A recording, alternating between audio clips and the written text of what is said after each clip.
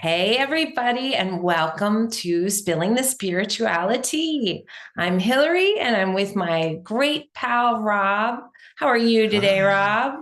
I am.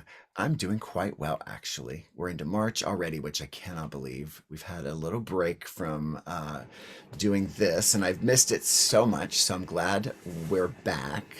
Um, Same. mm, And today we're going to be talking about another uncomfortable subject, perhaps the most uncomfortable subject we've ever talked about, all about death.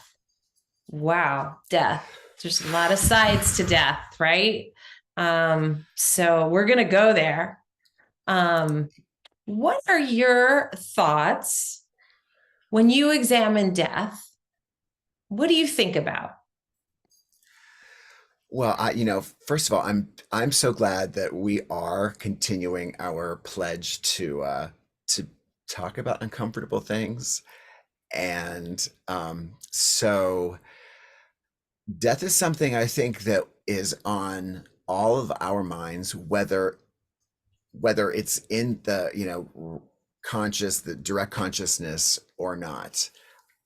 So I feel like what I've learned in the last several years with a lot of loss from death, but also because I started experiencing loss from death when I was pretty young. So I was faced, I had family members die when I was pretty young. I think the thing that I've learned the most is that at least as a Western society, we have spent and continue to spend inordinate amounts of time, money, and energy, especially on pretending or avoiding the idea that we're mortal, that we die. Right. And I think the more I see this, and especially the older that I get, when everything seems to be geared toward pretending like the aging process doesn't happen and that ultimately death doesn't happen, that there's a focus on our leaving and loss that could be rechanneled back into our living and um, and thriving. So, you know, I feel like we've confused our grief and loss of those we love, or we've tried to make that we tried to pretend like that's not going to happen to us, even if we see it all the time, even as we face mortality in just about everything that we do. Yeah. And it's So, yeah. It's no, that's it. I mean, it really. it's an uncomfortable subject, one that in I feel like in the US, we don't often have. And if you think about it, think about a plant, a flowering plant, right? Like there are always pieces of the plant that are dying. Flowers bloom as well as flowers are dying at the same time. I mean, it's the cycle of life, and it feels like a lot of other cultures and other countries, particularly the Asian ones, are, some celebrate death, you know, they're not burying bodies in the ground, mostly they're burning them. But it becomes this big celebration because there's this understanding that, there are many lifetimes and it's just death of the physical body. And maybe if we believe that here in the United States, there would be less stigma about it. But I agree with what you said. I agree with that. We're always trying to look younger. We're always trying to find medicine so we can live longer, to avoid Hmm. aging and to avoid death. But if you've ever had a pet, there's no avoiding that. Like the eventually, we have to put our animals down, and animals don't fear death. If they were in the wild, they just would walk to a corner and die, Right. so it's a peculiar subject. It's a bit uncomfortable, and then of It's course there's uncomfortable right now, isn't it, for you to be even? yes. It does feel like, we're gonna like alienate people, or they're gonna make others uncomfortable by even saying it. I remember when I gave a sermon once on death, it's like just like opening up this conversation here, like you just, I remember like pausing for the gasp in the room, like, oh wow, what a downer. But um, I think the reason to have this conversation is because there is a way out of having this be a downer, right? Yeah. Absolutely. This sounds crazy, but I'm just going there. First of all, for every animal that I've ever put down, I hold them in my arms. And, I don't just send them back to the vet. Like I sit on the floor with them so I can be with them when they pass. And this sounds wild, but I can feel the soul pass or rise. I'm sorry, not pass. I can feel the body die, but the soul rise. And I always feel this sense of freedom for the animal when the animal leaves. And like it's funny. I don't know that I have a fear of death myself. I think I fear the death of loved ones around me, or if I died, the effect it would have on people who count on me and people who love me. Um, for me, I really do feel like this is just a costume that I'm wearing, and I unzip it and my spirit moves on. And I also believe in many lifetimes. So I believe in reincarnation, anyways. So, and whether or not, our listeners or viewers think that that's true or not, it doesn't matter. It's always what you believe.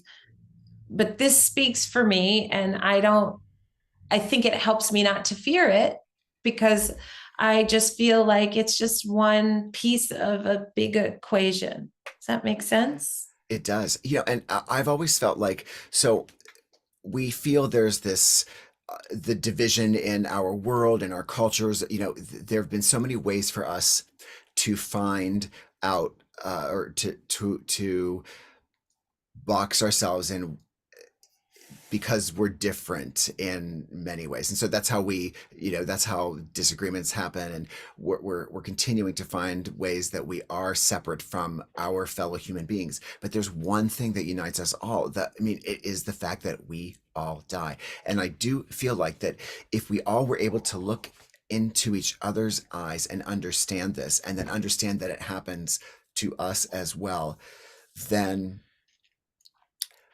we would elevate in a way, because we would be recognizing that this can have no power once we understand it amongst each other. We use, war is about, the threat of death, and you know that's always held as this threat over us. But what would it be like if we just recognized it and said, wait, this has no power over me anymore, so you can't, and I'm being glib, but it's like, but killing me is not gonna it's not gonna hurt me ultimately. Like if we all came to this idea that this happens to all of us, then it disempowers this idea that's a threat in some way. It's an equalizer, and it allows us to understand one another and understand what we're all going through between birth and the time that we leave. I have had the beautiful honor and intimate privilege of, kind of holding the hands of two people who I love very much, pass. And the first one was my partner, Mark, in 1994. I was young, but that, what happened to me in that moment was very much what you described with being with your animals. Like I was, with him and holding his hand. And when he died, like I did feel that spirit rise into the room. It was almost overwhelming. And then, of course, my mom passed almost 10 years ago now. Tomorrow will be 9 years. So, there's something very powerful and intimate about being with someone as they transition from this plane to whatever plane you think they go to. And it it it allows you to be close to them. I feel very close. I still feel close to them because of those moments. but it also encourages you to think about the value of your own life and what you've done with it and how you can live. I think ultimately Mm, the idea of discussing death is about understanding how precious life is because we're mortal, because we die. right. So, Yeah, that's a really good point. That if we did discuss death more, then perhaps we would value our lives more than we do. And you always hear about people who have had brushes with death, either maybe they've died on a operating table and come back, or some sort of near death experience, or they've dealt with cancer or something that took them close to that mhm, experience. When, if they are fortunate enough to get through it, they look at life totally different, and how they move in the world after that. And you look at us, I mean, sometimes we slog through our days, and we don't really see how fortunate we are, and right.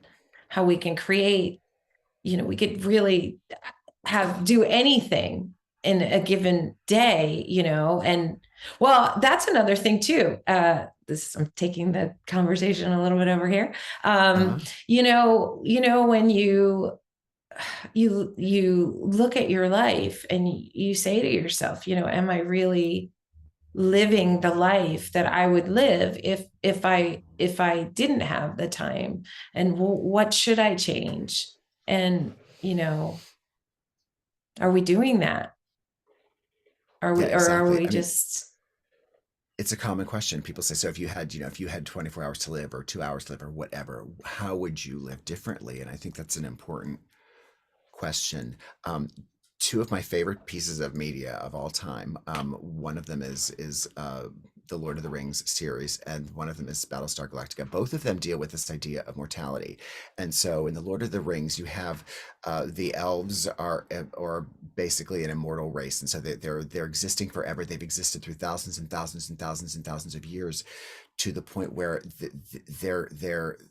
the joy or the passion that they can feel for life is almost non-existent. And so they all at the end of the series move as a race over into the Grey Havens. They're relieved that they're finally getting to rest and not have to process the trials of the world. So while we seem to quest for immortality in our in our current Western culture, you know there's a cost to that. Same in Battlestar Galactica, it's about a race of kind of hybrid, or when AI becomes sentient, and their goal is to kind of process and live forever. They kind of take that consciousness and just make it able to be downloaded into another body, so they can go on and on and on. There's a point where they have to give that up. They have to choose in order to be able to see, oh, this is life is valuable. It doesn't get to happen all again, or it doesn't get to, um, I, just hit repeat over and over and over. So, and then you see how they begin to value this AI that becomes sentient, what it really means to be human, which is to die, to have an expiration at time, yeah, because it allows us to kind of say, oh, I have this amount of time and I want to live this, I want to maximize and have yeah. a life that is of value to me, you know? Yeah. And as I age, I think to myself, like, do you ever think in your head, like, so if I only had X amount of days to live, how would I use them? And, when I was younger, I used to think, wow, I travel all over the world, or I do this, assuming I had the strength to do it. But now I see that really the beauty of life is just the connection with the people that you love, like this right now. and Yes. and these are the things, when you start doing your life review, that stick in your mind. It's like these little tiny beautiful moments of connection with people that matter in your life. And I guess what I would say here too is, if there are people in your life and you haven't told them how much they mean to you, it would be a really good suggestion to do that, because You never know. And I have felt this. I think we talked about this around Thanksgiving time too, that I write a letter once a year to somebody, expressing gratitude for them. And I write the things that I really appreciate and admire about the person. And I think it's really important to say the things, that you love about someone, and that you value with them, because you don't ever know, what could happen. And you hear a lot of times from channelers I've been to or whatever. I know John Edwards used to always say this, make peace with the people in your life before they pass, and tell them that you love them, so that you don't, later on say, gosh, I wish I had. Yeah, it's true. And, I think that even though I was kind of faced so many years ago with the death of my partner, he was 36, I was 30. So, um, while it was, right in my face, and that realization, oh, well, I'm 30, so this could happen at any time, even though he was sick. The fact is, you still, as a human being, like, I still didn't really process it until, like, you know the you turn that corner of 50, and it really does hit you, like, okay, so no matter what, so yes, we can go at any time, and yes, uh death is always a part of our life, whether it's, at 10 or 20 or, 100. The fact is, in the process, you turn a corner. It's like, oh, okay, so there's a point where I can't pretend like it's not going to happen. Like, it really is a real thing. There really is a real expiration date. And I feel like that's the point where people may have midlife crises, because you do realize that it doesn't last forever, and it's not a morbid thing to recognize this. It's Yeah. not. It's a truth that you can face and realize that you can live however you want. And sometimes that change doesn't have to be, I don't know, you're gonna like move to, an exotic place, Right. or, dump your spouse or kids and go off, and it's a matter of choosing in the moment to be happy. I've used the analogy forever. If the asteroid is coming right for you in this moment, and you don't have the opportunity to get a bucket list thing checked off, what are you going to, you know, where are you going to be with that? Like, it's about reconciling and being happy in the moment. So you can either choose to be Right. miserable in that moment, or you can choose to be at peace. Which, the movie Don't Look Up. There's that great scene at the end about the asteroid coming to Earth, with Jennifer Lawrence and Leo, about the Meryl Streep, that whole big cast movie. And in the end of the movie, everybody has to resolve this is true. And so, they set up the meal with their family, and I know it's coming in moments. And that's where I want to be in my heart. Like, I want to have Yeah. understood that this was a good life, and that to be able to review my life and see all of it as beautiful and as a gift. So, Yeah. Yeah.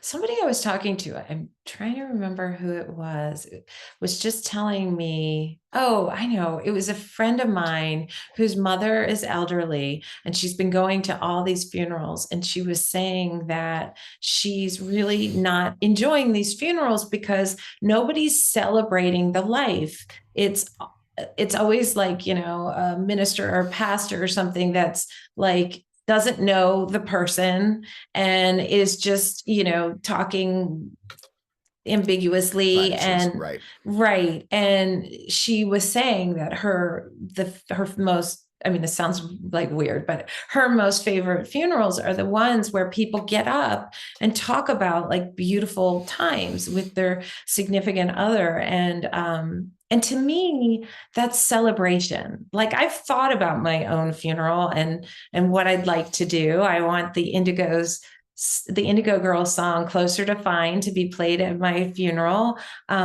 preferably by my son who plays guitar. And I want it to be like joy as much as it can be. And And then have you ever gone to like a funeral or something and you don't feel sad and then you feel bad that you don't feel sad because, Right. everybody has to walk around feeling sad. Well, sometimes, it's relief for somebody who's suffered for a long time or they've lived a very long life and their quality of life isn't good. It just would be great if we could change the The mindset. stigma or the mindset. Yeah. Yeah. And just make it all about celebration. And whether you believe in a life post death or not, like literally or materially, regardless of whether it's reincarnation or, I don't know, the good place or whatever you choose to see it. The fact is, if we choose to see that someone leaves their legacy with us, so my partner, my mom, my dad, when I am living in a way that they inspired me to live, that's their legacy, that's their spirit. And you don't even have to be religious to see that. You just have to understand that someone lives on through you if you choose to keep that memory alive in that way, like the movie Coco. As long as you had pictures of the person, as long as that person is alive in your heart, they're alive, their spirit Yeah. is alive. Yeah. And I really get that. And I know that some people think, well, it doesn't, I can't hug them, or I can't. That's all true, but It's a moment where you're connecting with right. the essence of who they are. And a great Yes. example of Yes. that, my grandfather, who I adored, I always, every time I'm in the grocery store and I'm picking my bananas, because he was very particular about how he picked his bananas. He's like, you don't want them too big, then they're too much to eat, and you don't want them too green, and I just, every time I pick my bananas, I hear my grandpa in my head, that one. And then I also hear, because he fixed things with his hands and he worked very well with his hands. And he used to always say, just slow down, just take it one step at a time. And so when I find myself becoming overwhelmed, I'll sort of recall that memory. And it's so beautiful. I can feel him near me, like, yep, when I Right. when I say it, I just, that's what you're talking about, right? Right. That's Exactly. how That's you exactly keep what I'm them. talking It's about. how you become, like, an essence of them lives inside of you Yes. forever. Forever, if you allow that to happen. And that's where love is eternal, that's where love never dies, and nothing or no one can take that from you or that person in Right. that way. And I think that's why it's, again, and that transcends any sort of spiritual or religious understanding of someone. It's just, yes, someone does live forever. I can live forever if the legacy that I live is my own kindness or my own reaching out or my own impact on the world or the lives in my relationships. And that goes back to what you said, like, which is, it's, in the end, it really is about relationships. That's how you pass on, that's how you live on, is Yeah. the quality of those people that you are connected with. And Right. and it's not easy because we do get distracted. It is easy to get, like, Yeah. crazed by silly things throughout our days that seem like they're everything in the moment, but But just they're loving there. more. Yep. In my office, which I'm in, I have a picture of this, my father's grandparents, and I also have a picture of um, Kevin's. Whoops. Kevin's Oh, grandma Dot, who I adore so much. And they're with me. Like, they're always with me when I'm working in here. And sometimes I'll talk to them, But I want to say, for the last 5 minutes that we have left, I'd love to just touch upon how to connect with loved ones who have passed. And if this doesn't appeal to you, then, you just let it go. But I have been able to connect with a lot of my family who's passed, and even animals. And with my sister-in-law who passed, I have, seen her in my, usually when we feel connection to someone who's passed, it comes in our dream state. But the difference between a regular dream and somebody who's visiting and connecting with us is we'll remember that, like, I can recall my visits with my sister-in-law, Camille. I could tell you in detail what happened, and it's been years and years. So, you know how like a dream, it starts to get fuzzy and you can't remember it. But with a visit, it's very clear. So if you want to visit with somebody who has passed, If I can add to that, I've also heard that yeah. like in your dream, if you are engaging with that person, so if you're dreaming as that person as like a side thing, then that's the dream. But if you are making physical, like eye to eye contact where you're having a conversation or you're having an exchange with them, that's the actual visit. So that's how I choose to see it Yeah. too. Okay. Okay. Cool. And it's also interesting if you pay attention. You know, here we talk with our voices, but when I have these visits, it's telepathic. You're not like "Oh, blah, blah, blah, blah, blah." You just feel like what they're trying to tell you, and you're telling them something, and it's really cool. And also, a lot of times, you know, I'll see a loved one show up in my dream state, not even engaging with me, just sort of hanging in the background. And I always interpret it like they're just showing me that they're around, you know, they're with me kind of thing.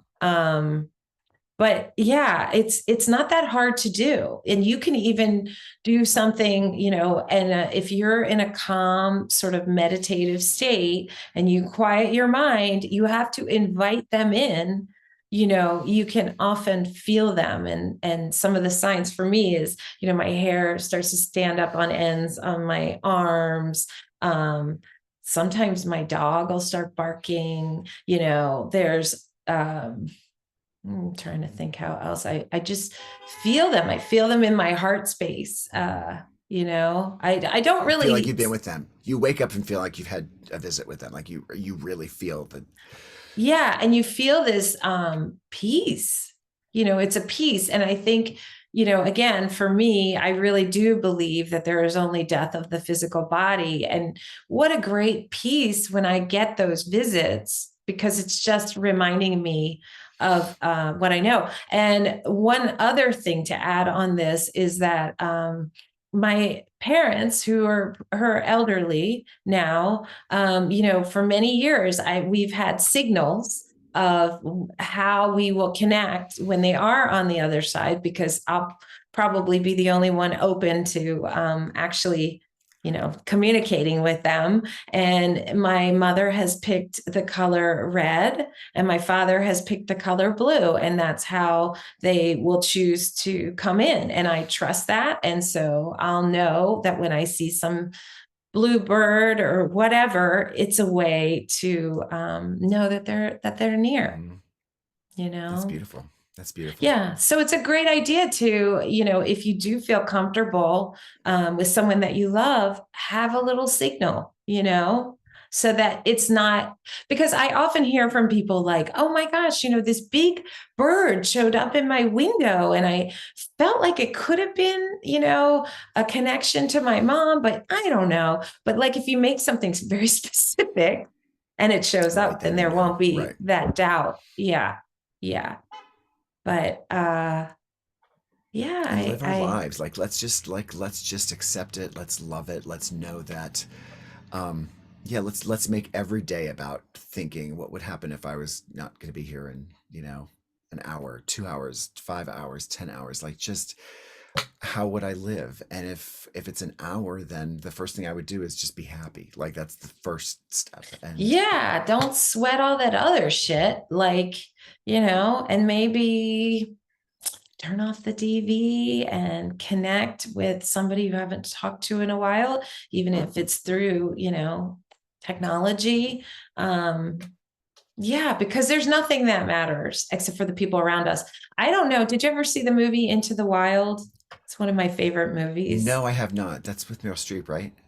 Or with No, is that no, with it's Reese the Witherspoon? true story of something McCandless, I can't remember his first name, who Oh, yeah, yeah. rejected society and traveled by himself and ended up in Alaska, living, by himself, and ends up dying with by eating these berries that were wrong for him. And he keeps a journal. And this is an old movie, so I'm just going to spoil it. But at the end of the movie, he writes in his journal, happiness is only real when shared. And that is a statement that sticks in my life all the Wow, time. that's powerful. We need each other. So connect, because here this guy died by himself, and that was his last thought before he died. Right.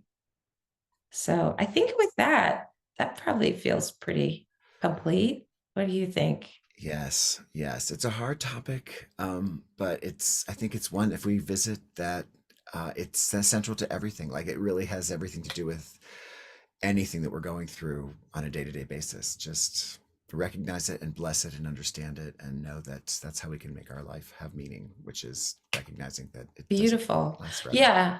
And if you have someone in your life, like you said before, who you're very close with, be brave enough to be there with them at the end and hold their hand and help them transition. They hear us, at the end, and, whisper that you love them and that you're there always. And just because there's a fear for a lot of people, Mhm. of crossing over, and, help calm their heart so that they can peacefully. Yeah. All right. Well, thanks for going down this journey with Yes, us thanks for taking this today. journey with us. We appreciate it And and hope that you open up as well. Thank you for yeah, sharing and being honest and spilling the tea with me today, my friend. always. All right. All right. Love you guys. We'll see you Love you next guys. time.